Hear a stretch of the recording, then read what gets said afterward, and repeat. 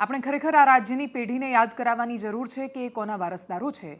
આપણે ખરેખર રાજનીતિમાં નવા આવતા યુવાનોને કહેવાની જરૂર છે કે કઈ રાજનીતિના તમે વારસદારો છો. એમને યાદ કરાવવાની જરૂર છે કે તમે ગાંધી અને સરદારની ભૂમિના સંતાનો છો. એમને કહેવાની જરૂર છે કે તમે એ રાજ્યના નાગરિકો છો જે રાજ્યની શરૂઆત રવિશંકર મહારાજના ભાષણથી થઈ હતી. એમને વારંવાર એ યાદ કરાવવાની જરૂર છે કે રાજ્યનું ઉદ્ઘાટન થઈ રહ્યું હતું ત્યારે ગાંધી આશ્રમમાં ઊભીને બાકીના બધા જ રાજનેતાઓની વચ્ચે રવિશંકર મહારાજ શું બોલ્યા હતા.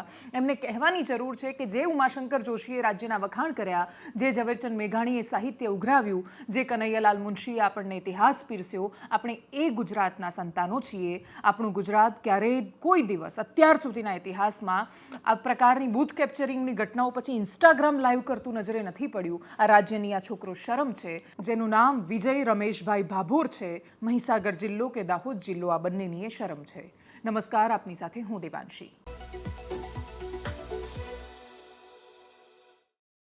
ગઈકાલે જ્યારે રાજ્યમાં મતદાન પૂરું થયું ત્યારે આપણે દિલથી પ્રશંસા કરી. એટલા માટે પ્રશંસા કરી કેમ કે આપણું રાજ્ય અદ્ભુત છે. આપણે સરખામણીએ જોઈએ તો આપણને લાગે કે કોઈ દિવસ આપણે ત્યાં મોટા ભાગે અપવાદોને બાદ કરતા ચૂંટણીમાં ભયાનક હિંસા થાય, બૂથ કેપ્ચર કરે, ટોળાના ટોળા આવીને લોકો હેરાન કરીને જાય, એ પ્રકારની ઘટનાઓ સામે નથી આવતી. પણ એના પછી સવાર પડતાની સાથે જ દાહોદ લોકસભા જિલ્લો મહીસાગર લાગે છે, સંતરામપુર તાલુકાનું એક ગામ, ત્યાંનો વિડીયો વાયરલ થયો. એ વિડીયોમાં થઈ શું રહ્યું છે? વિજય ભાભોર નામનો એક છોકરો પોલિંગ બૂથમાં જાય છે, પ્રથમપુરા ગામનું એ પોલિંગ બૂથ, અને પછી ત્યાં જઈને એ ચિક્કાર દારૂ પીધેલી હાલતમાં છે એવું એના બોલવા પરથી ખબર પડે છે. એના મગજમાં જે પેલો નશો ચડ્યો છે સત્તાનો, એ પણ બહાર આવે છે, કેમ કે એ નશો ખાલી દારૂનો નહોતો. એ નશો એણે પહેરેલા ભારતીય જનતા પાર્ટીના ખેસનો પણ એને ચડ્યો હતો, જે કદાચ એને પહેરાવવાવાળા કોઈ ઉપરના નેતાએ નહીં વિચાર્યું હોય કે નીચે આ મેસેજ જઈ રહ્યો છે કે તમારી પાસે સત્તા હોય તો તમે ગમે તે કરી શકો છો. એ છોકરો પોલિંગ બૂથમાં જાય છે ને પછી ત્યાં સ્ટેશનમાં જઈને ઇન્સ્ટાગ્રામ પર લાઈવ કરે છે. એક જ ચાલે હું જ ચાલું, એક જ ચાલે ભાજપ ચાલે, એક જ ચાલે વિજય ભાભોર ચાલે, એવું એ બોલતો જાય છે. અને પછી એ વિજય રમેશભાઈ ભાભોર ઈવીએમ 2-4 વાર હાથમાં લે છે. પછી કહે છે ઈવીએમ આપણા બાપનું છે. પછી કહે છે કે હું જ વોટ કરીશ, ને વોટ કરે છે સતત. આ બધું જે ઇન્સ્ટાગ્રામ લાઈવમાં કરી રહ્યું છે.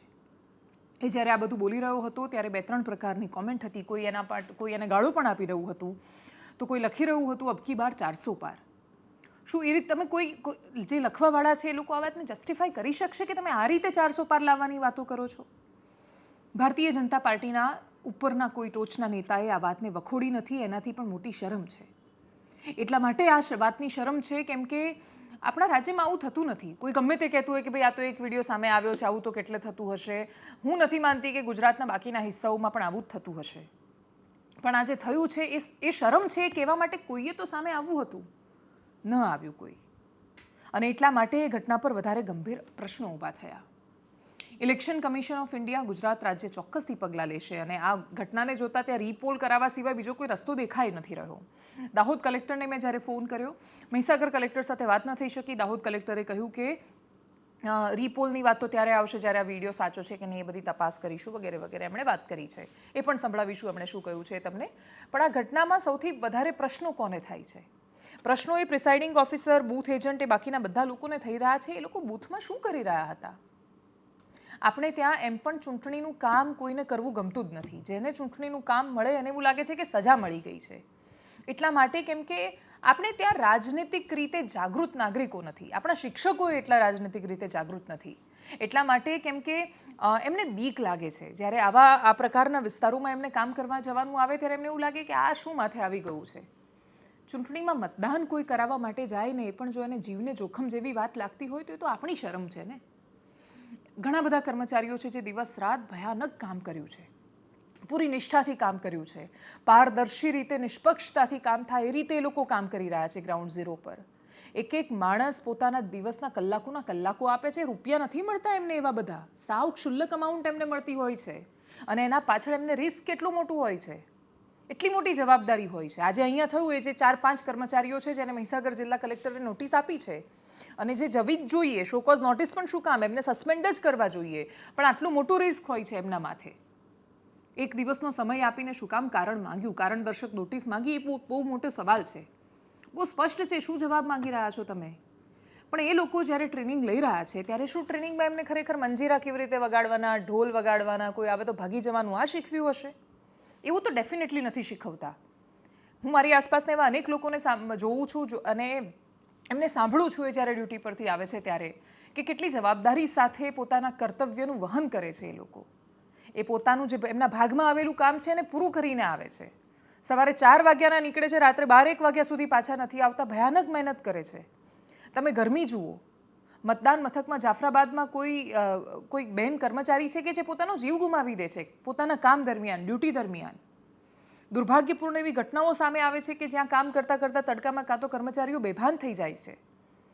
અને આટલી ભયાનક મહેનત એ લોકોની બધાને શંકાની નજરથી જોવા માટે ગુજરાત રાજ્યના નાગરિકોને દોરી જાય છે. જ્યારે આ પ્રકારનો વિડીયો સામે આવે અને પછી દાહોદ કલેક્ટરને પૂછીએ કે શું એ કર્મચારીઓએ આવીને ફરિયાદ કરી તમને, આપણે સમજીએ કે એ જે અડધો કલાક, 2 કલાક કે આખો દિવસ જ્યારે તમને એવું લાગતું હોય કે આખું બૂથ કેપ્ચર થઈ રહ્યું છે ને તમે કશું બોલશો તો તમને માર પડે, મારી નાખે અથવા કંઈ ખરાબ સ્થિતિ થાય, પણ એના પછી બધું પૂરું થઈ ગયા પછી તમે કેમ જાણ ન કરી? શું એ તમારી જવાબદારી નહોતી બનતી કે તમે પોતાના અધિકારીને જણાવો?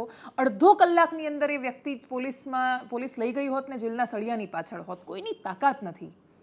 આપણે ત્યાં આજે તંત્ર એ રીતે તો કામ કરે જ છે કે તમે ફરિયાદ કરો ને પગલાં ના લેવાય એવું મોટા ભાગે બનતું નથી. અપવાદરૂપ કિસ્સાઓ ઘણી જગ્યાએ સામે આવતા હશે, પરંતુ આની અંદર કર્મચારીઓએ જે કરવું જોઈતું હતું એ નથી કર્યા અને માણસો પોતાની ફરજ ચૂકે, બધી બાજુથી ચૂકાય ત્યારે આ જ થતું હોય છે.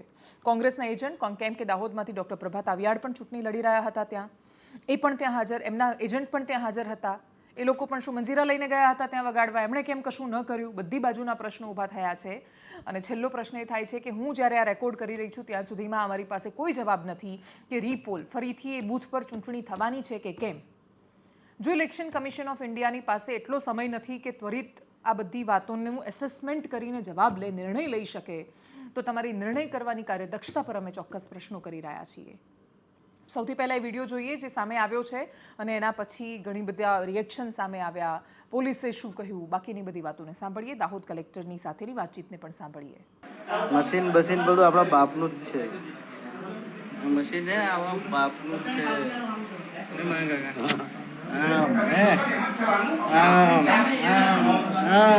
એટલે હું દબાવું છું ને તમે ટેન્શનનું કામ કરો છો.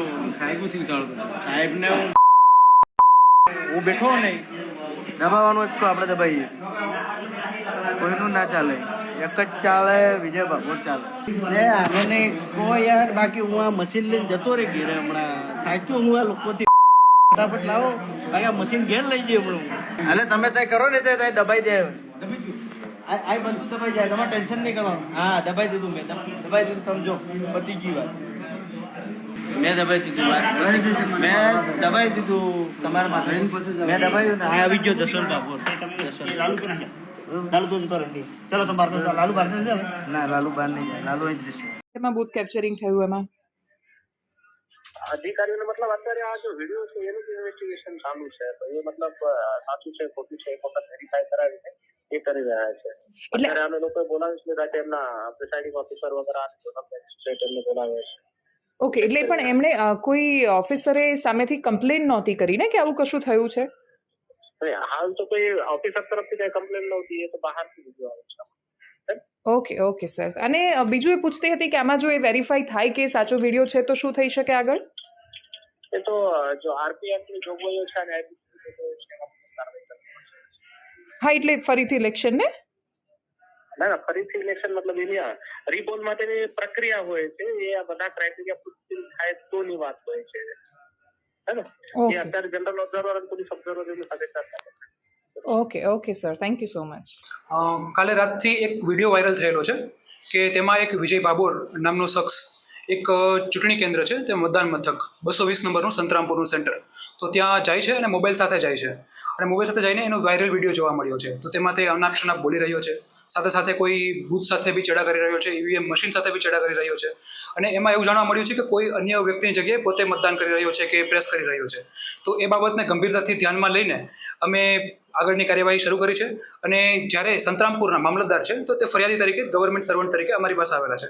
તો તેમની ફરિયાદ અમે જે પ્રમાણે ફરિયાદ આપેલી છે તે પ્રમાણે અમે નોંધી લીધેલી છે. આપણે 2 આરોપીની ધરપકડ કરેલી છે. વિડીયોમાં મુખ્ય 2 આરોપી પ્રાથમિક રીતે આપણને જોવા મળે છે. એક માણસ બોલે છે અને સાથે એક માણસનું કન્વર્ઝેશન થતું જોવા મળે છે. એક જે મેન છે એ વિજય ડાબોર છે, એ આપણી પાસે આવેલો છે અને સાથે સાથે બીજો કો અક્યુઝ છે, એનું નામ છે મગન ડામોર છે. વિજય બાબોર અને મગન ડામોર એ બંનેની આપણે ધરપકડ કરેલી છે અત્યારે, જે વિડીયોમાં દેખાય છે. અમને જસ્ટ હમણાં થોડી વાર પહેલા જેવું જાણવા મળેલું છે કે તેને કંઈ કરેલું છે એ જગ્યા પર બીજી જગ્યાએ. તો એના માટે પણ એ સ્થાનિક લોકોના બી સ્ટેટમેન્ટ લેવાના હોય છે કે જે લોકો ફરિયાદી પણ આવવાના છે તેમની પણ ફરિયાદ લઈશું છે, કઈ રીતે વસ્તુ આવે છે સામે. સીસીટીવી ફૂટેજ લેવાના હોય તે એરિયાના, તો એ પણ અમે કલેક્ટ કરશું અને જે પણ જરૂરી કાર્યવાહી થવાની હશે તો એ પણ અમે આગળ જલ્દી શરૂ કરીશું. અમને આ વસ્તુ માટે જોવા માટે બોલવામાં આવેલું હતું. તો જેવી અમને ખબર મળી તો સાથે સાથે અમારી ફરિયાદ માટે જે આવેલા છે સંતરામપુરના મામલતદારશ્રી, તો અમે તેમની ફરિયાદ લઈને તુરંત તપાસ શરૂ કરી દીધી અને ગણતરીના કલાકોમાં બંને આરોપી જે છે વિડીયોમાં દેખાય છે અને જે પ્રાથમિક દ્રષ્ટિએ ગુનેગાર જણાઈ આવે છે તેમની ધરપકડ પણ કરી લીધેલી છે. ભારતીય જનતા પાર્ટીના વરિષ્ઠ નેતાઓને જરૂર હવે આવી પડી છે કે પોતાના કાર્યકર્તાઓને સમજાવે કે ભાજપનો ખેસ પહેરવાનો મતલબ બિલકુલ એ નથી થતો કે પોતાની મનમાની મન ફાવે એ કરી શકે છે. એ વ્યક્તિ જ્યારે બોલી રહ્યો છે ઈવીએમ હાથમાં પકડીને કે આ મારા બાપનું છે, એ જ્યારે એવું બોલી રહ્યો છે કે એક જ ચાલે ભાજપ ચાલે, ત્યારે એને સમજાવવું પડે કે એક જ ચાલે ભાજપ ચાલે. એ કરવા માટે ભાજપના કામ ગણાવ ભાઈ તું. ચૂંટણી પંચે જે ગાઈડલાઈન આપી છે એને ફોલો કર ભાઈ તું. તમે સમજાવો આદિવાસી વિસ્તારોમાં જઈને કે ભાઈ આ આટલા કામ કર્યા છે, આવી સ્થિતિ છે, એટલા માટે અમને લાવો. એક જ ચાલે ભાજપ ચાલે ને 400 પારનો મતલબ એ તો હોતો નથી કે તમે બૂથ જ કેપ્ચર કરી નાખો, આખું મન ભાવે એમ વોટ કરવા માંડો તો ચૂંટણીના નાટક શું કામ કરવાના. આજ મહીસાગર જિલ્લો છે, ત્યાં જે એક રાઠડા બેટ નામે ગામ આવેલું છે, નદી પાર કરીને જવું પડે છે. કડાણા ડેમનું બેકવોટર એરિયા છે. ત્યાં ડેમ બને છે ત્યારે આ જ બધા આદિવાસી વિસ્તારો છે. મોટા ભાગે પ્રાકૃતિક સંસાધનો ત્યાં છે. તમે ત્યાં જ્યારે ડેમ બનાવો છો ત્યારે સ્વાભાવિક રીતે એ લોકો જ છે જે ડૂબમાં જતા હોય છે અને એ ડૂબમાં જાય ત્યારે મોટાભાગના લોકો ગામ ખાલી કરીને જાય છે, કોઈ ટાપુ પર રહે છે. પણ એ જ્યારે છૂટા પડી જાય છે પોતાના અનેક ગામોથી, સંપર્ક વિહોણા થઈ જાય છે. આપણે આટલા વર્ષો પછી કડાણા ડેમને આટલા બધા વર્ષો થયા, એન્જિનિયરિંગ માર્વેલ છે ડેમ અને એની કેનાલનું નેટવર્કિંગ અને જે યોજનાઓ કરી છે, અદ્ભુત કામ છે. કડાણા ડેમ ન હોય તો આજે ખેડાનો એક છેક સુધીનો વિસ્તાર પાણી કેવી રીતે પીવે એ બહુ મોટો પ્રશ્ન થઈ જાય. મહીસાગર, પંચમહાલ, અરવલ્લીનો એક હિસ્સો, ખેડા સુધી છેક બધા આ લોકો મહીસાગરના પાણી પર નભી રહ્યા છે. પણ એ જ મહીસાગર એ કડાણા ડેમ બનતી વખતે ડુબાણમાં ગયેલું જે રાઠડા બેટ છે ત્યાં આપણી પાસે જવાનો રસ્તો નથી, બોટમાં જવું પડે છે. અને આ જ ચૂંટણી પંચ પોતાની કાર્યદક્ષતા બતાવવા માટે બોટની અંદર બધા કર્મચારીઓ જાય, આમ હલેસા કોઈ મારતું લઈ જાય ત્યાં એમને, અને પછી ત્યાં જઈને મતદાન મથક સ્થાપે છે અને મત કરાવે છે. કેમ કે આપણે માનીએ છીએ કે એક મત પવિત્ર છે. આપણે એવું માનીએ છીએ કે મતદારનું એક્સપ્રેશન છે, કહી રહ્યો છે કે આ વ્યક્તિ મને ગમે છે, નથી ગમતો. કોઈ અધિકાર કોઈને નથી બનતો. કોઈની પાસે ગમે તેટલી સત્તા કેમ ન હોય, કોઈ ગમે તેટલું સર્વોપરી કેમ ન હોય, એને અધિકાર નથી કે આ રીતે કરે. ચોર ચોરી કરે તો પોતાનું મોઢું છુપાવીને આવે છે. ચોર ચોરી કરે તો મેં ચોરી કરી છે પ્રકારના પુરાવા નાશ કરવાની કોશિશ કરે છે. લોકો ખુલ્લેઆમ આ કરવા માંડે તો સમજવાનું કે એમના મગજમાં છે જે કોઈ નશો ચડી ગયો છે, ને નશો એકલા દારૂથી નથી મળતો. આખા એ પટ્ટામાં દરરોજ અડધી પબ્લિક દારૂના નશામાં રહેતી હોય છે, પરંતુ કોઈ આ રીતના ગેરવર્તનો નથી કરતું. એને જે ચડ્યો હતો, વિજય રમેશ ભાભોરને જે નશો ચડ્યો હતો, એ ખાલી દારૂનો કે પોટલીનો નશો નથી. એને એ સત્તાનો અહંકાર છે ને એનો નશો એને ચડ્યો છે. અને એનો નશો જો ચૂંટણી પંચ નથી ઉતારતું તો મતલબ કે એ નશો રોપવામાં આવ્યો છે ચૂંટણી પંચ પર. બીજું કે ગાળો એણે ચૂંટણી પંચને જ આપી છે અને અધિકારીઓને જ આપી છે. જો તમે એવું ઈચ્છો છો કે તમારા કર્મચારીઓ અને અધિકારો વધારે પ્રામાણિકતાથી અને સારી રીતે કામ કરે તો ઉદાહરણ પૂરું પાડો, અને જો ઉદાહરણ નહીં બેસાડાય તો બાકીની ગંભીર સમસ્યાઓ થવાની છે. અમે એક સરસ મજાનો બિફોર અને આફ્ટરનો વિડીયો બનાવ્યો છે. ગુજરાત પોલીસે બકરી ડબ્બામાં પૂરીને કેવી સીધી સટ થઈ ગઈ એનો. જોઈએ એ વિડીયો. મશીન બધું આપણા બાપનું જ છે. મશીન છે આપણા બાપનું જ છે.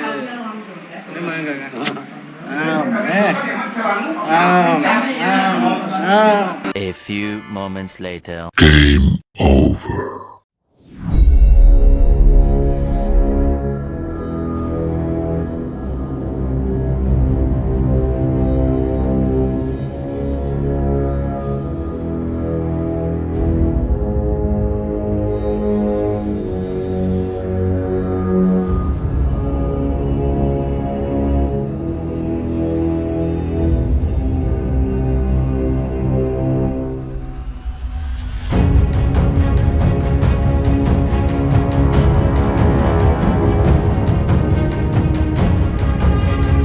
દેશના સમાચારો, રાજનૈતિક સમાચારો છે એના વિશે વાત કરતાં પહેલાં સુરતની, આપણા રાજ્યની એક એવી ઘટના વિશે વાત કરવી છે જે ફરી એકવાર આપણને આપણા ગુજરાતીપણા પર પ્રશ્ન ઊભો કરે છે. આપણે એવું કહીએ છીએ કે વૃદ્ધાશ્રમો અને અનાથાલયો આપણા રાજ્યની અને દેશની શરમ છે, આપણા સમાજની શરમ છે. પણ છતાંય આપણે દરરોજ શરમ છે એવું કહીએ છીએ અને દિવસે ને દિવસે વધી રહ્યા છે. અને જેટલા વધે એટલી જગ્યાઓ ઓછી પડે છે. કેટલાક વૃદ્ધો છે એ પોતાની અનુકૂળતાએ, જ્યારે કોઈ રહેતું નથી, દીકરાઓ બહાર જતા રહે છે, ત્યારે એ રીતે ત્યાં રહેતા હોય છે. પણ આજે ઘણા બધા લોકો, એટલે અમે લોકો કચ્છમાં ગયા હતા અને કચ્છમાં એક દિવ્યાંગજનોની હોસ્ટેલમાં ગયા. ત્યાં એક NGO સરસ મજાનું કામ કરે છે ત્યાં. તો અમને અનેક લોકો એવા મળ્યા કે જેમની પાસે કહેવા માટે એટલી બધી કહાનીઓ હતી. સામાન્ય જીવન જીવતા હતા, પરિવારનો આઘાત લાગ્યો, માનસિક સંતુલન વિખેરાઈ ગયું અને પછી હંમેશા માટે દુનિયાથી દૂર થઈ ગયા. એક નાની પિન હલી જાય છે મગજમાં, એ ક્યારે હલે છે ખબર છે? જ્યારે આઘાત લાગે છે માણસને, જ્યારે એને એવું લાગે ને કે આ કોઈ મારું નથી. એ લાગણી જ છે, એ લાગણીનું જ આખી સર્કિટ છે, એક આખી હલી જાય છે, ક્રેશ થઈ જાય છે. એના પછી એ લોકો માંડ સાજા થયા. એમાંથી એક કિસ્સો તો એવો હતો કે એક ભાઈ માંડ સાજો થયો. એને પરિવાર સાથે મળવા માટે ફોન કર્યો, પરિવારે ઓળખવાની ના પાડી દીધી. ફરીથી માણસને આઘાત લાગ્યો, ફરીથી એનાથી વધારે કરુણ પરિસ્થિતિમાં જતો રહ્યો. આ NGOમાં રહેતા લોકો કેમ સાજા કરી શકે છે એમને? કેમ એમને યાદ આવવા માંડે છે? કેમ કે એમને હૂંફ મળે છે. આપણે પરિવારમાં અને સંસ્થામાં માનવાવાળા લોકો છીએ. આપણે કુટુંબની ભાવનામાં માનીએ છીએ. પણ તમે કલ્પના કરો છો કે કોઈ માતાએ જ્યારે પોતાના દીકરા માટે એવું બોલવું પડે કે આના કરતાં તો પથ્થર જણ્યો હોત તો સારું, તો એ માતાનું હૃદય છે એ કેટલું ભયાનક રીતે આઘાત પામતું હશે. આપણે તો કહેવત છે ને, આપણે તો ડાયરાથી લઈને કલાકારો બધાએ વારંવાર કહ્યું છે કે જનની જણ તો ભગત જણ કાં દાતા કા સૂર, નહીં તો રહેજે વાંજણી તારા મત ગુમાવીશ નૂર. પણ છતાંય દરરોજ કેટલીય માતાઓ પોતાના નૂર ગુમાવીને, પોતાના શરીરનું રક્ત વહાવીને સંતાનને પેદા કરે છે. એ સંતાન માટે સપના જુએ છે, પણ એ સંતાન તરછોડી દે ત્યારે મા બાપની હાલત ખરાબ થઈ જતી હોય છે. સુરતના સરથાણાની એક ઘટના સામે આવી.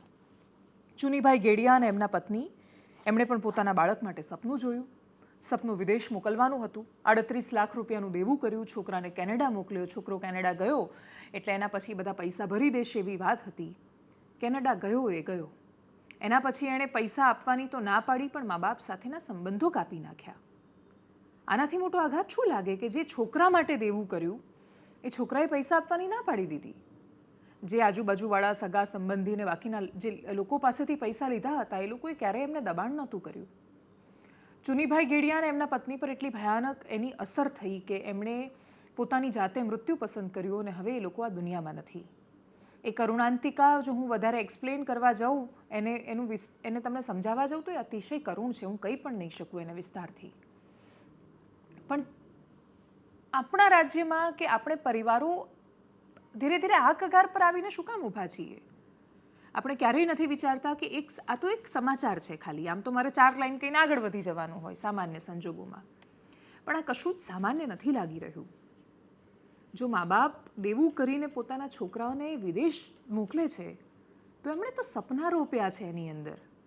બાળકનો જન્મ કેવી રીતે થાય છે તમારે બાળકને સમજાવવું પડશે. એને અહેસાસ કરાવવું પડશે કે મા બાપને કશું જોઈતું નથી હોતું. અપવાદ ઘણા મા બાપના પણ એવા કિસ્સા આવે છે, એને ના નહીં પાડીએ, પણ 99% કિસ્સાઓમાં મા બાપ શું અપેક્ષા રાખે છે પોતાના બાળક પાસેથી કે એના બાળપણમાં બાળકને ચાલતા તો આવડતું નથી. મારે પણ એક સંતાન છે, હું એ સમજું છું. એ જ્યારે જન્મ્યો તો એને કશું જ નહોતું આવડતું ને. એને પાપા પગલી કરાવતાથી માંડીને બધું જ તો મા બાપ શીખે છે. બાળક કંઈ પણ કરે, મમ્મીને તો મારો છોકરો બહુ ક્યુટ છે એવું જ લાગતું હોય છે. બાળક કંઈ પણ કરે એને મા તો હંમેશા પ્રેમ કરે છે. એ મા બાપની બીજી કોઈ જ અપેક્ષા નથી. એમની અપેક્ષા એવી હોય છે કે મારા સંતાનો અમારા ગળપણની લાકડી બને, બસ. તમે જ્યારે તમારા મા બાપને દેવું કરાવો છો તો દેવું ભરવાની ત્રેવડ રાખો. અને જો એ નથી કરી શકતા તો પછી મા બાપ પર આધાર કે ભરોસો ન રાખો. મા બાપ પોતાનું બધું જ, પોતાનું નામ અને આબરૂના નામ પર ધિરાણ લઈને આવે છે. તમે લેવા જાઓ 3 લાખ રૂપિયા, શું 3000 રૂપિયા કોઈ નહીં આપે તમને. એ છોકરો લેવા ગયો હોત તો એને મળતા કોઈ રૂપિયા? એ 38 લાખ રૂપિયા એના મા બાપ પોતાની આબરૂ આપીને લઈને આવ્યા, પણ એ છોકરાએ પસંદ ન કર્યું. આજે ચુનીભાઈએ જે પત્ર લખ્યો હતો પોતાના મૃત્યુ સમયે જાતે, એ ચિઠ્ઠી સામે આવીને બાકીની બધી કમનસીબ સત્યો સામે આવ્યા છે. પણ આ હકીકત છે કે આપણે છેલ્લા કેટલાય વર્ષોની આ પેટર્ન જોઈ રહ્યા છીએ કે આપણને આવી એક ઘટના જોઈને કરુણતાનો અહેસાસ થાય છે, પણ આપણે બીજી ઘટનાનું, આ પ્રકારની ઘટનાઓનું પુનરાવર્તન નથી રોકી શકતા. આ બધી વાતો કહેવાની અને આ સમાચાર આટલા રાજનૈતિક ગરમ માહોલમાં આ વાત કહેવાનો ઉદ્દેશ્ય માત્ર એટલો છે કે તમે અહેસાસ કરો કે મા બાપ અમૂલ્ય છે. કોરોના સમયે કે એની આજુબાજુ આપણે અનેક લોકોને જોયા છે. તમે અનાથ આશ્રમમાં જાઓ, મા બાપનો એક હાથ માથા પર મુકાઈ જાય એના માટે બાળકો તરસતા હોય છે. જે ગુમાવી દે છે પોતાનું સ્વજન, એની પાસે જાઓ તો ખબર પડશે કે એની કિંમત શું હોય છે. કમનસીબે હોય ત્યાર સુધી કિંમત આપણે કરતા નથી ને ના હોય પછી રડવા માંડીએ છીએ. માણસ પોતાના આ સ્વભાવમાંથી શીખીને કશુંક બહાર આવે અને આ પ્રકારની આપણી પેઢી શું કામ આટલી નિર્લજ્જ બનતી જાય છે. એની પાછળના બહુ જ બધા કારણો છે. બહુ કારણોમાં પડવું નથી. તમે જાતે કારણ શોધીને એના સમાધાન તરફ જાવ એવી અપેક્ષા છે. ફરી એકવાર દેશની રાજનીતિને જ બધી વાતો કરીએ. સેમ પિત્રોડા, સત્યનારાયણ પિત્રોડા એમનું નામ છે. આમ તો મૂળ અહીંયા હળવદના છે. ગુજરાતી પરિવારમાં જન્મ, સાઉથ ઇન્ડિયામાં જન્મ્યા અને પછી વિદેશમાં ગયા. દેશમાં ટેકનોલોજીમાં એમનું અભૂતપૂર્વ યોગદાન રહ્યું છે. પણ મને એવું લાગે છે કે કોંગ્રેસનો ઇતિહાસ લખાશે તો મણિશંકર અય્યર કે પછી સેમ પિત્રોડા જેવા લોકોને યાદ રખાશે કે એ લોકોને શું કામ કોંગ્રેસ આગળ વધતી નહીં દેખાતી હોય અથવા નહીં જોઈ શકતા હોય. સેમ પિત્રોડાએ ફરી એક વખત એવું નિવેદન આપ્યું જેના કારણે વિવાદમાં આવ્યા. આખો ભારતીય જનતા પાર્ટીના હાથમાં જે મુદ્દો આવ્યો, કર્ણાટકમાં ચૂંટણી થઈ ત્યારે તો ખાસ એ વાત પર ફોકસ કરવામાં આવ્યું. ભાજપે એવા કાર્ટૂન બનાવ્યા કે ઓબીસી આરક્ષણમાંથી મુસલમાનને હિસ્સો આપી દેવામાં આવે છે. પ્રધાનમંત્રીએ બનાસકાંઠામાં આવીને કહ્યું કે ભાઈ તમારી 2 ભેંસ હશે તો 1 ભેંસ લઈ લેશે. તેનું ઉત્પત્તિ સ્થાન સેમ પિત્રોડા હતા. કોંગ્રેસના મેનિફેસ્ટોમાં એવું ક્યાંય નહોતું લખ્યું, ના કોંગ્રેસના કોઈ નેતાનું એવું નિવેદન હતું. પણ સેમ પિત્રોડા ઓવરસીઝ કોંગ્રેસને સંભાળે છે ને કોંગ્રેસના નેતા છે. તો હવે ભાજપનો નેતા એટલે જેમ કે આ વિજય ભાભોરની અમે શરૂઆતમાં વાત કરી, તો હવે CR પાટીલ તો ફોન કરીને કહ્યું ના હોય વિજય ભાભોરને કે ભાઈ તું બૂથ કેપ્ચર કરજે ને દારૂ પીને આવા નાટક કરજે ને ઇન્સ્ટા લાઈવ કરજે. પણ છતાંય પ્રશ્નો આપણે એમને કર્યા ને કે ભાઈ ભાજપના દિગ્ગજ નેતાઓએ કેમ જવાબ ન આપ્યો આના પર કે કેમ ન બોલ્યા. તો એ જ રીતે વાત સેમ પિત્રોડાની પણ છે. તમે એમ કહીને ના છટકી શકો કે ભાઈ એ તો એમનું વ્યક્તિગત નિવેદન છે. કશું વ્યક્તિગત હોતું નથી રાજનીતિમાં. એ બધું પબ્લિક જ છે. બધા લોકો પોતાની જાતે સમજી લેતા હોય છે. હવે સેમ પિત્રોડા ભારત ઇન્ક્લુઝિવ કેટલું છે એનું ઉદાહરણ આપતા દક્ષિણ ભારતના લોકો તો તમે જુઓ તો એ આફ્રિકન લાગે ને પછી તમે નોર્થ ઇસ્ટમાં જુઓ તો ચીની લાગે. એ પ્રકારે કંઈ પણ સ્ટેટમેન્ટ આપવા માંડ્યા છે અને પછી રેસિસ્ટ છે. એમની માનસિકતા છે આ રીતે ભેદભાવો કરવાની છે એવું ભારતીય જનતા પાર્ટીના નેતાઓ જવાબ આપી રહ્યા છે. હવે આવનારા આખા ચોથા તબક્કા સુધી કોંગ્રેસ એ જ એક્સપ્લેન કરતી રહેશે કે ભાઈ સેમ પિત્રોડા તો એવું કહેવા માંગતા હતા કે અલગ અલગ રંગ, રૂપ, જાતિ એ બધું હોવા છતાં આપણે કેવી રીતે એક છીએ. સેમ પિત્રોડા કદાચ એવું કહેવાય માંગતા હોય પણ છતાંય હુ કેર્સ, તમારે શું કામ એવું કહેવાની જરૂર છે કે કોઈ આફ્રિકન લાગે છે કે કોઈ ચાઇનીઝ લાગે છે કે કોઈ વ્હાઇટ એટલે કે ગોરું લાગે છે. તમે ગમે તે કહેવા માંગતા હોવ, તમે જે છે એ સીધું કહી દો. એટલે આ એક પ્રશ્ન છે આપણા માટે. તો આપણે કેટલું સરસ આમ વિવિધતામાં એકતા, એના પર તો કેટલા નિબંધો લખ્યા છે નાનપણમાં, તો એટલું બોલી જતા. પણ છતાંય સેમ પિત્રોડા છે, બોલવાની આદત છે. એમણે શું કહ્યું અને શું પ્રતિક્રિયાઓ આવી જોઈએ. We could hold country together as diverse as India, where people on east look like Chinese, people on west look like Arab, people on north look like, maybe white, and people in south look like Africa. Doesn't matter. We are all brothers and sisters. We all respect different language. बोलने के बाद मुझे जवाब देना, क्या हमारे देश में ये शहजादे, मैं बहुत गुस्से में हूं आज दोस्तों, मुझे कोई गाली दे मुझे गुस्सा नहीं आता है, मैं सहन कर लेता हूं. लेकिन आज शहजादे के फिलोसोफर ने इतनी बड़ी गाली दी है जिसने में गुस्सा भर दिया है. कोई मुझे बताइए, क्या मेरे देश में चमड़ी के रंग के आधार पर लोगों की योग्यता तय होगी? क्या चमड़ी के रंग का खेल शहजादे को किसने इजाजत दी है? संविधान सर पे लेकर के नाचने वाले लोग चमड़ी के रंग के आधार पर मेरे देशवासियों का अपमान कर रहे हैं. અને હવે એક એવા રાજનીતિના સમાચારની વાત કરવી છે જેણે કન્ફ્યુઝ કરી દીધા. જબરદસ્ત કન્ફ્યુઝન થયું. અને ચૂંટણીમાં જે પેલું મોનોટોની, એમ ચૂંટણી જ્યારે શરૂ થઈ પહેલા તબક્કા સુધીનું મતદાન થયું એવું લાગ્યું કે હા ઠીક છે, ચાલી રહી છે ચૂંટણી, એટલું બધું કશું છે નહીં. ગુજરાતમાં એ મોનોટોનીને ક્ષત્રિય આંદોલને બ્રેક કરી, જે જો કે રાજ્ય માટે જે સારી પરિસ્થિતિ કે સારા સમાચાર નહોતા, જાતિઓના આધાર પર મતદાન થાય અને લોકો વર્ગ વિગ્રહમાં એકબીજાની સામે આવીને ઊભા રહી જાય, તો એ કઈ રીતે સારી સ્થિતિ છે? ભાજપ ધર્મના નામે વોટ માંગે તો એની ટીકા કરીએ, તો પછી બાકીના લોકો જાતિના નામ પર બોલે તો એ ખોટું જ છે અને એટલું જ ખોટું છે. પરંતુ સાચા ખોટાની તો કોઈ ક્યાં વાત આવે છે? ચૂંટણી પૂરી થઈ ગઈ છે આપણે ત્યાં. દેશમાં નવું એ થયું કે પ્રધાનમંત્રી મોદીનું એક એવું ભાષણ આવ્યું જેણે બધાને માથું ખંજવાળતા કરી દીધા. પ્રધાનમંત્રી મોદી એવું કહી રહ્યા છે કે અદાણી અંબાણીએ કોંગ્રેસને ઢગલો રૂપિયા આપ્યા છે, ટેમ્પો ભરી ભરીને તમે એમની પાસેથી રૂપિયા લઈ આવ્યા છો. પ્રધાનમંત્રી મોદી અદાણી અંબાણી પર પ્રહાર કરે છે કોંગ્રેસ માટે, કહે છે કે એટલા માટે એમણે નામ લેવાનું બંધ કરી દીધું કેમ કે અદાણી અંબાણી પાસેથી રૂપિયા લઈ આવ્યા છે.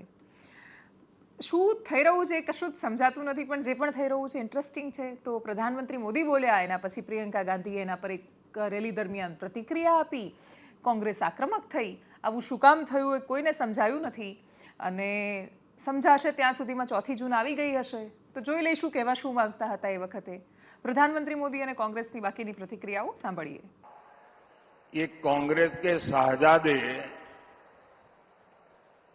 पिछले 5 साल से सुबह उठते ही माला जपना शुरू करते थे. जब से उनका राफेल वाला मामला ग्राउंडेड हो गया, तब से उन्होंने एक नई माला जपना शुरू किया. 5 साल से एक ही माला जपते थे, 5 उद्योगपति, 5 उद्योगपति, 5 उद्योगपति. फिर धीरे धीरे कहने लगे अंबानी अडानी, अंबानी अडानी, अंबानी अडानी. 5 साल से. लेकिन जब से चुनाव घोषित हुआ है, इन्होंने अंबानी अडानी को गाली देना बंद कर दिया. मैं आज तेलंगाना की धरती से पूछना चाहता हूं, जरा ये शाहजादे घोषित करें कि इस चुनाव में ये अंबानी अडानी से कितना माल उठाया है, काले धन के कितने बोरे भर करके रुपये मारे हैं, क्या टेम्पो भर करके नोटे कांग्रेस के लिए पहुंची है, क्या सौदा हुआ है. आपने रातों रात अंबानी अडानी इनको गाली देना बंद कर दिया. जरूर दाल में कुछ काला है. 5 साल तक अंबानी अडानी को गाली दी और रातों रात गालियां बंद हो गई. मतलब कोई न कोई चोरी का माल टेम्पो भर भर करके आपने पाया है. नमस्कार मोदी जी, थोड़ा सा घबरा गए क्या? नॉर्मली आप बंद कमरों में अदानी जी अंबानी जी की बात करते हो, पहली बार आपने पब्लिक में अदानी अदानी अंबानी बोला. और आपको ये भी मालूम कि ये टेम्पो में पैसा देते हैं. क्या ये आपका पर्सनल एक्सपीरियंस है क्या? एक काम कीजिए, सीबीआई को इनके पास भेजिए ना, पूरी जानकारी करिए, इंक्वायरी कराइए, जल्दी से जल्दी कराइए, घबराइए मत मोदी जी. और मैं देश को फिर से दोहरा के कह रहा हूँ, जितना पैसा नरेंद्र मोदी जी ने इनको दिया है ना, उतना ही पैसा हम हिंदुस्तान के गरीब लोगों को देने जा रहे हैं. महालक्ष्मी योजना, पहली नौकरी पक्की योजना, इन योजनाओं के माध्यम से करोड़ों लाखपति बनाएंगे हम. इन्होंने 22 अरबपति बनाए हैं, हम करोड़ों लाखपति बनाएंगे. આમ બસ આક્ષેપ પ્રતિ આક્ષેપ, આરોપો પ્રત્યારોપો એમ કરતા કરતા ચૂંટણી ક્યારે પતી જશે ખબર જ નથી પડવાની. 4 જૂન આવી જવાની છે, પરિણામો અમે તમને સતત કહેવાના છીએ. આકલનોની બહુ બધા લોકો અપેક્ષા રાખી રહ્યા છે. કાલે પણ બહુ જ બધા દર્શકોના અમારા પર મેસેજ ને બધું હતું. જે રીતે વોટિંગના આંકડા સામે આવ્યા છે મતદાનના, માત્ર 59.51% ગુજરાતનું મતદાન છે, જે ગયા વખત કરતાં ખાસું ઓછું છે. હવે ચૂંટણી પંચ ફાઇનલી 10 દિવસ પછી આવીને એવું કહે કે 70% થયું હતું તો ખબર નથી, પણ કાલે રાત્રે જે છેલ્લો અપડેટેડ આંકડો આપ્યો એની અંદર તો મતદાન ઓછું બતાવાઈ રહ્યા છે. બધા દિગ્ગજ નેતાઓની, એટલે અમિત શાહની બેઠક હોય કે CR પાટીલની હોય કે વડોદરાની, કે જ્યાંથી 6-7 લાખની લીડ નીકળે છે, ત્યાં 10% વોટિંગ ઘટ્યું છે. એટલે તમારે જો 5 લાખની લીડ ક્રોસ કરવી હોય તો તમારે મતદાન વધારવું જ પડે. પણ એ મતદાન વધેલું નથી. લીડ શહેરોમાં આવી જશે એમાં અત્યારે પણ કોઈ શંકા નથી, પણ ભારતીય જનતા પાર્ટી 26-0 રાખી શકશે કે કેમ એના પર અત્યારે પણ શંકા છે. એનું સૌથી મોટું કારણ તમે વોટિંગ પેટર્ન, મતદાનના આંકડા જોશો તો તમને સમજાશે કે આણંદમાં આંકલાવની આજુબાજુ પેટલાદ કે સોજિત્રા કે એવા બધા વિસ્તારો કે જ્યાં ક્ષત્રિય બાહુલ વિસ્તાર છે ત્યાં મતદાન વધારે થયું છે. જેટલા ધારાસભ્યો કોંગ્રેસે મેદાનમાં ઉતાર્યા દરેક ધારાસભ્યોએ પોતાના વિધાનસભા ક્ષેત્રમાં બહુ સારું મતદાન કરાવ્યું છે. ડેડિયાપાડાનો આંકડો તો અચંબિત કરનારો છે. ત્યાં 84-85% જેટલું વોટિંગ તો ખાલી ડેડિયાપાડામાં થયું છે. ભરૂચમાં 10% વોટિંગ ઘટ્યું છે, પણ ડેડિયાપાડામાં 85% છે. ઝઘડિયામાં વોટિંગ વધારે છે. ભરૂચ અંકલેશ્વરનું જે મતદાન છે, જો મુસલમાને બહાર નીકળીને મતદાન કર્યું હશે અને કોંગ્રેસે ખરેખર સહયોગ કર્યો હશે તો પછી ભરૂચમાં ચૈતર વસાવાને જીતતા પણ રોકી શકે એમ નથી. પણ છતાંય જો અને તોની પરિસ્થિતિ છે. આણંદમાં પણ અમિત ચાવડા કમ્પેરેટિવલી ખાસી સારી સ્થિતિમાં છે. બનાસમાં પણ ગેનીબેનનો પ્રભાવ દેખાયો છે. સાબરકાંઠામાં પણ ખેડબ્રહ્મામાં સરસ વોટિંગ થયું છે. બાકી જેટલો આદિવાસી પટ્ટો છે ત્યાં સરસ વોટિંગ થયું છે. વલસાડમાં પણ એવું છે. ડાંગમાં, ધરમપુરમાં કે વાંસદામાં સારું વોટિંગ છે, પણ શહેરી વિસ્તારો છે જે પારડી અને વલસાડ ને બધા ત્યાં ઓછું મતદાન છે. એટલે જે વોટિંગની પેટર્ન છે ત્યાં કોંગ્રેસના જેટલા ધારાસભ્યો લડ્યા બધાએ સરસ વોટિંગ કરાવ્યું, મતદાન કરાવ્યું. જ્યાં પેટા ચૂંટણી થઈ રહી હતી, એટલે કે અર્જુનભાઈ મોઢવાડિયા હોય પોરબંદરની કે માણાવદરમાં અરવિંદ લાડાણી હોય, સાવ નબળું પ્રદર્શન રહ્યું છે. મતદાતાઓનું વોટ કરવા માટે નથી નીકળ્યા અને વિજાપુરમાં સીજે ચાવડા જો કે મતદાન કરાવી શક્યા, પરંતુ સામે પાટીદાર ઉમેદવાર છે. એટલે આખી ચૂંટણી જો અને તોની વચ્ચે છે. કશું જ પ્રેડિક્ટેબલ નથી રહ્યું. પણ આટલી ટફ ફાઇટ છે એ જોતા એવું લાગે છે કે 26-0 તો નહીં થાય કદાચ, પરંતુ છતાંય ભારતીય જનતા પાર્ટીની પાસે એમનું સંગઠન હોય છે, પેજ પ્રમુખ સુધીનો ડેટા હોય છે અને એક પાનાના 20-20 લોકોની માહિતી હોય અને ઉપરથી નીચે બધા જ મેસેજ આમ તરત પહોંચી જતા હોય. તો એવા સંજોગોમાં એમની પાસે આપણે આ જે સમીકરણોની ચર્ચા કરી રહ્યા છીએ એનો તોડ તો ચોક્કસ હશે જ કોઈક. હવે એ તોડ મળ્યો કે નહીં, ચાવી એક્ઝેક્ટ એ તાળામાં લાગી કે કેમ, એ તો આપણને 4 જૂને ખબર પડશે. બાકી વર્તમાન પરિસ્થિતિમાં કોંગ્રેસે અદ્ભુત રીતે ફાઇટ આપી છે. એ ફાઇટ જાતિના મુદ્દા પર રહી છે, એ પણ એટલી જ દુર્ભાગ્યપૂર્ણ હકીકત છે. એનાલિસિસમાં અત્યારે બસ આટલું. જો આપને યુટ્યુબ પર જોઈ રહ્યા છો તો સબસ્ક્રાઇબ કરો, ફેસબુક પર જોઈ રહ્યા છો તો ફોલો કરો, અમારા વિડીયોને શેર કરો અને સતત અમારી સાથે જોડાયેલા રહો. નમસ્કાર.